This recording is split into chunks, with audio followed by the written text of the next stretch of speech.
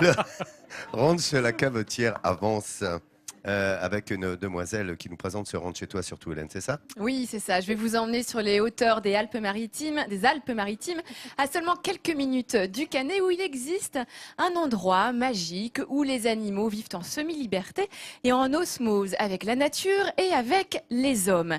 Cela fait plus de 30 ans maintenant que Françoise a investi les lieux, plus précisément Avance, comme tu le disais Laurent, et qu'elle a construit son ranch. Alors, vous allez voir qu'elle fait des choix de vie un peu osés, des choix de confort un petit peu osés aussi, mais pour rien au monde, elle ne reviendrait en arrière et elle préfère rester dans ce cadre idyllique. On part à la découverte du ranch de la Cavetière. Avec ses faux airs de Far West américain, cette ferme pédagogique est un site unique, perché tout en haut du col de Vence. Un véritable paradis pour les animaux qui y vivent en semi-liberté, mais également pour les visiteurs, qui viennent ici chercher un dépaysement total, dans un cadre à couper le souffle. Bienvenue au ranch.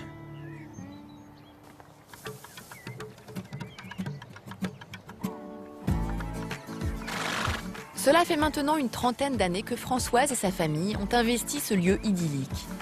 Pourtant, à l'époque, rien ne laissait présager que ce coin de terre deviendrait un véritable havre de paix pour cette famille et tous leurs amis. Il n'y avait pas d'oiseaux, il n'y avait pas de bruit, c'était le silence total au départ. Après, on a pris un cheval, on a pris une vache, on a pris quelques animaux. Et on a eu des enfants adorables qui se sont bien acclimatés, on espère leur a donné l'amour des animaux. Et puis maintenant, c'est les visiteurs qui viennent, qui nous donnent beaucoup de plaisir. Ici, on laisse faire la nature. La journée débute au lever du soleil. Françoise commence par faire le tour de ses bêtes. Avec sa fille, elles ont un petit geste pour chacun de leurs protégés. Les animaux maintenant dépendent de nous. On les a pris, il faut savoir les élever et ça c'est pour toute la vie. Pour 20 ans, 30 ans, il y en a on a des chevaux qui ont 35, presque 40 ans.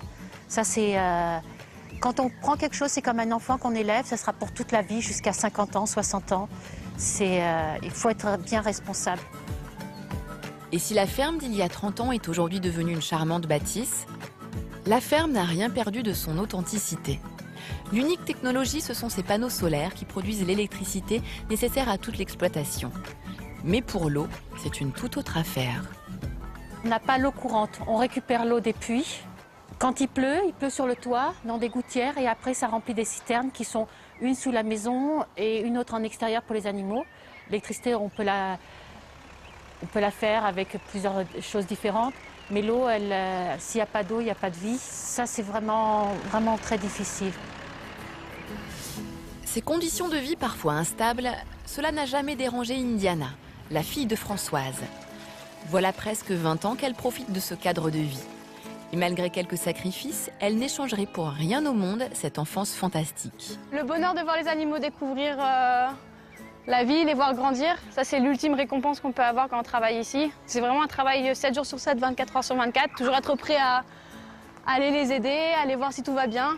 Des fois on ne peut pas partir en vacances, des fois on termine à minuit, des fois on se réveille à 5 heures du matin, des fois ça sera à 3 heures, ça dépend, c'est tous les jours être prêt. Et c'est ça, c'est se donner pour les animaux. Depuis 4 ans, Indiana a quitté le hameau pour étudier dans l'Arizona, aux États-Unis. De retour pour 2 mois de vacances, elle retrouve le plaisir des balades avec Vegas, un étalon du ranch. Sur ce terrain de jeu gigantesque qu'il a vu grandir, elle a pour mission de ramener les vaches Highland. Facilement identifiables à leurs longues cornes, les vaches écossaises broutent l'herbe à près de 1000 mètres d'altitude. Pendant qu'Indiana ramène le troupeau, au ranch, certains ont opté pour la sieste. Françoise, elle, accueille Hélène et Lana, sa petite fille. Bonjour Françoise. Hop. Regarde, il y a Indiana. Bonsoir, ça va? Oui. Regarde les animaux. Ouais, on va voir ta chambre. Regarde le grand papillon. En plus des balades à poney dans le massif, le ranch propose également la possibilité de dormir une nuit, au milieu des animaux, sans aucun voisin. Cette maman vient ici prendre une véritable bouffée d'air frais et faire découvrir à sa fille les petits plaisirs de la vie à la ferme. Ouais, j'ai découvert ce spot il y a 6 ans grâce à une amie et j'avais amené mon petit-neveu et depuis on est revenu avec mon chéri dormir quelques fois et là c'est juste ma fille et moi ce soir. Je trouve que c'est important qu'elle puisse avoir un contact avec la nature parce que bon, on habite en ville, on peut pas avoir d'animaux à la maison à part 2 poissons rouges et donc voilà, donc je l'amène très régulièrement ici. Depuis 22 ans, le ranch accueille les visiteurs et partage une passion familiale débordante.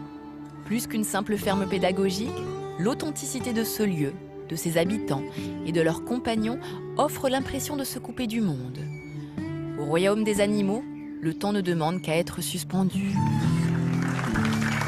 J'adore cette image d'Indiana sur sa balançoire avec le petit grincement.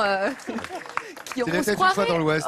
C'est ça, dans le Far West, exactement. C'est vraiment un bel endroit, un peu hors du temps à découvrir avec beaucoup d'animaux qui vivent, comme je vous le disais, en semi-liberté. Il y a une race particulièrement qui m'impressionne toujours, c'est les vaches Highland Cattle qui viennent d'Écosse avec, vous savez, ces grandes cornes à l'horizontale. Regardez, c'est quand même assez impressionnant. Alors, il faut savoir que derrière ces cornes, eh bien, se cache quand même une vache plutôt docile et pas vraiment farouche. En revanche, à la période de reproduction, les mâles, ils ont quand même tendance à se charger les uns les autres. On assiste à des joutes qui peuvent être parfois assez brutales, mais toujours sans gravité, parce que quand il y a un mâle qui prend le dessus, généralement l'autre, il sait qu'il y a des armes en face, donc il lui laisse la place, c'est bon, je te laisse y aller. Donc c'est un animal assez étonnant, très rustique, qui a été élevé dans un climat assez difficile avec peu de ressources alimentaires. Donc il s'adapte à tous les climats. Et aujourd'hui, on utilise beaucoup la Highland Cattle pour faire de l'éco-pâturage. Vous savez, pour entretenir de façon écologique les terrains, le paysage. Donc c'est un animal que j'aime beaucoup. Hélène, j'ai l'impression que tu parlais d'adaptation au climat. On a l'impression qu'elles sont moins laineuses que dans les Highlands, là où il fait froid. Elles sont vraiment adaptées à la région. Et l'hiver, en revanche, elles auront un pelage bien plus fourni. Donc c'est une belle adaptation de ces animaux à leur climat. Merci de ces précisions, docteur. C'est bien d'avoir un veto avec toi. Il n'y a plus de secret après pour vous qu'on dirait ces vaches, je comprendrai d'où elles viennent.